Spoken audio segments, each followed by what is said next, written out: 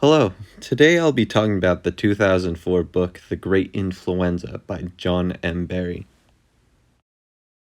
The book is about the influenza pandemic of 1918 to 1919, also called the Spanish flu. It was caused by the H1N1 virus with genes of the avian origin. Now, here on this side, I've created a small little timeline of things that happened both around and during the pandemic. The reason I chose this book is because we are, in fact, currently still in the pandemic, so I thought maybe by reading this book, it may provide some answers or help as to how to get through this pandemic, both through the scientists creating the vaccine and just being a citizen living in America going through another pandemic. The book begins with a focus more on the 1800s and how medicine back then was much subpar compared to today.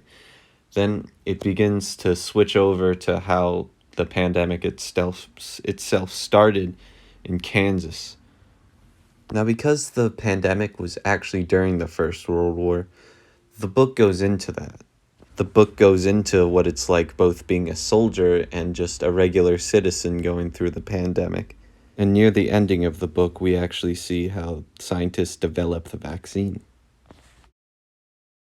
Now, I don't usually read a lot of these types of books, but I actually found it very nice. I thought the facts held true to the library sources, and I really did enjoy how the book started in the 1800s, before the pandemic even. The author, John Barry, is a renowned historian and author who was born in Providence, Rhode Island in 1947. And some similar John Barry books include The Rising Tide, Roger Williams and the Creation of the American Soul, and The Transformed Cell.